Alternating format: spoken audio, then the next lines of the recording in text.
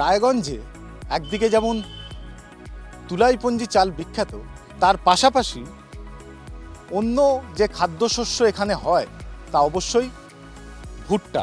আমরা রয়েছি সেই ভুট্টা হয়েছে এবং যারা এখানে ভুট্টা চাষ করেছে সেই ফসল তারা তুলে এই মুহূর্তে রোদে শুকোনোর কাজ চলছে।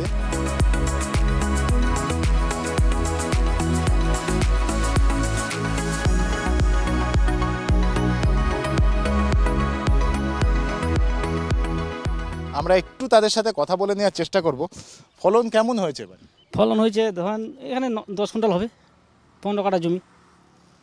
আপনি কি ভাগ চাষের কাজ করেন? না, তাহলে কিসের কাজ করেন? এই তো ভুট্টারই চাষ করি, আর কোনো কিছু করি না। ধান ভুট্টা এটাই। তো অন্যান্য বারের থেকে কি এবারে বেশি হয়েছে না?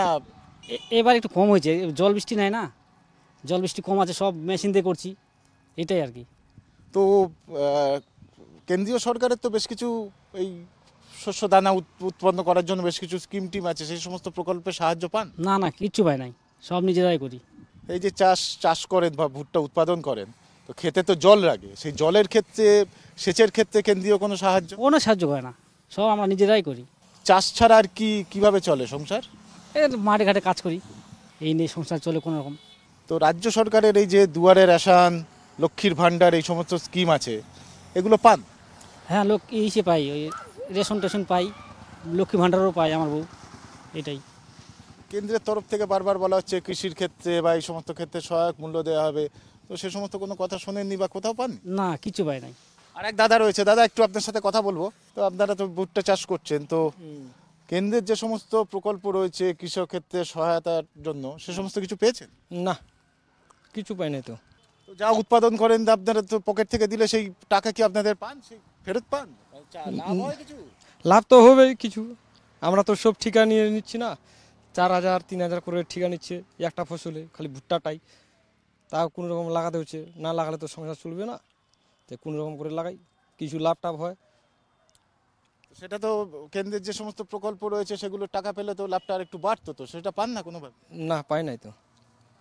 আমি ওই যে লিজের মধ্যেই করতেছি, আর লিজের মধ্যেই ওগুলো মনে বাড়াই অন্য জমি বা টাকা জমা করে কিছু সুদবোনা জমি নিচ্ছি।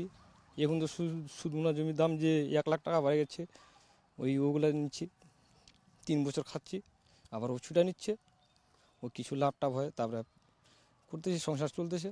তো এই লক্ষ্মীর ভাণ্ডার, দুয়ারে রেশন, এই যে রাজ্য সরকারের যে সমস্ত প্রকল্প, সেগুলো সাহায্য পান? হ্যাঁ, ওগুলো রেশন টেশন সব কিছু পাই, ওগুলো পাই, লক্ষ্মী ভাণ্ডারও পাই, সব কিছু। কেন্দ্রের প্রকল্পের কোনো সাহায্য পান না। এখানে তো বিজেপির সাংসদ ছিল, তার থেকে কোনো সহায়তা পেয়েছেন? না। আমরা কথা বললাম এবং কেন্দ্রের যে সমস্ত সহায়তা সেই অর্থে সেভাবে কিন্তু পান না। এই যে চাষ, সেই চাষের কাজ তারা করছেন, কিন্তু কেন্দ্রের তরফ থেকে যে ধরনের সহায়তা প্রয়োজন সেই ধরনের সহায়তা বা সহায়ক মূল্য তেমন কিছু পান না। চাষের ক্ষেত্রে খেতে যে জল, সেই জল সেইভাবে কেন্দ্রের যে সমস্ত সাহায্য রয়েছে, কেন্দ্রের প্রকল্পের কোনো উপকার বা সাহায্য সেই অর্থে পান না। তবে রাজ্যের সরকারের থেকে দুয়ারে রেশন বা লক্ষ্মীর ভাণ্ডার এই ধরনের কিছু প্রকল্পের সাহায্য তারা পান এবং তার পাশাপাশি চাষ করে কোনো রকমে কিন্তু দিন গুজরান করছেন এই রায়গঞ্জের যারা ভুট্টা চাষের সঙ্গে জড়িত সেই সমস্ত মানুষজন। আদতে কেন্দ্রের তরফ থেকে বা কেন্দ্রের যে প্রতিনিধি বা কেন্দ্রীয় সরকারের প্রতিনিধি এদের দিকে নজর দেবে কিনা, সেটা কিন্তু অবশ্যই লক্ষণীয় একটা বিষয়। ক্যামেরায় স্বপন রায়ের সঙ্গে ত্রয়ন চক্রবর্তী, ট্রাইব টিভি বাংলা, রায়গঞ্জ।